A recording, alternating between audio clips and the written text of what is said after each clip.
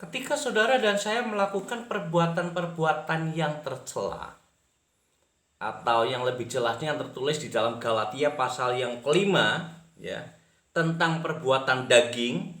Di sini saya akan bacakan, yaitu ada percabulan, kecemaran, hawa nafsu, ada penyembahan berhala, ada sihir, ada perseteruan, ada perselisihan, ada iri hati, amarah, kepentingan diri sendiri, ada perceridraan, ada roh pemecal, ada kedengkian, ada kemabukan, pesta pora dan sebagainya. Adalah kita sedang bertentangan dengan tujuan ilahi. Perbuatan-perbuatan yang disebutkan di dalam Galatia ini mencerminkan bahwa saudara dan saya sedang keluar dari rel yang sudah Tuhan tentukan atas hidup kita. Tuhan menciptakan kita menurut kitab Efesus pasal yang kedua ayat yang 10. Saudara dan saya diciptakan oleh Tuhan itu adalah untuk melakukan pekerjaan baik. Saya akan bacakan ayatnya.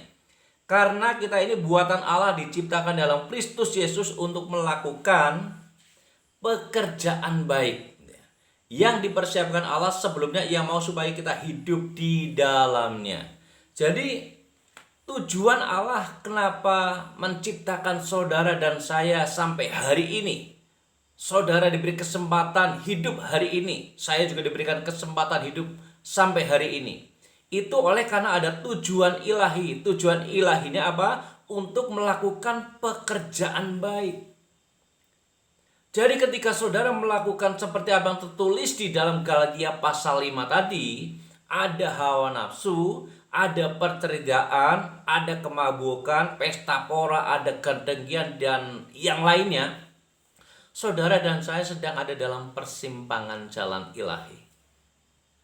Ketika saudara dan saya melakukan perbuatan-perbuatan tercela lainnya, memfitnah orang,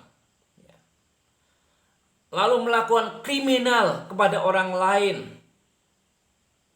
itu kita sedang ada dalam persimpangan. Kita sedang di luar jalur ilahi.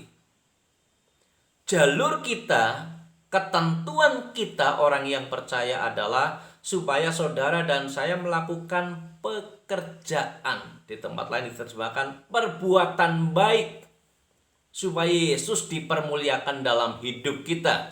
Pekerjaan yang baik itu yang bagaimana sih? Saya kira saya tidak perlu banyak menjelaskan panjang lebar. Saudara pasti sudah tahu karena Alkitab mencatat banyak kali tentang alur di mana saudara dan saya harus mengikutinya. Salah satu contohnya lah misalnya, perbuatan baik itu kalau saudara menolong orang lain, baik nggak? Baik. Kalau saudara kemudian memberi makan orang yang kekurangan, baik nggak? Pasti baik. Ketika saudara menolong orang sakit dibawa ke rumah sakit, baik nggak? Baik pasti. Semua orang lihat yang begitu-begitu itu sungguh baik. Orang pasti senang ketika saudara dan saya melakukan perbuatan yang baik. Dan perbuatan yang baik itu adalah tujuan ilahi di mana saudara dan saya harus hidup di dalamnya. Jadi tujuan Allah dalam hidup kita salah satunya adalah untuk melakukan pekerjaan yang baik. Haleluya. Tuhan Yesus Kristus kiranya dipermuliakan dalam hidup kita, dan semua saudara menjadi orang yang diberkati untuk melakukan perkara-perkara ajaib dan perbuatan baik di mana Tuhan sudah menentukan saudara dan saya untuk hidup di dalamnya. Tuhan Yesus memberkati.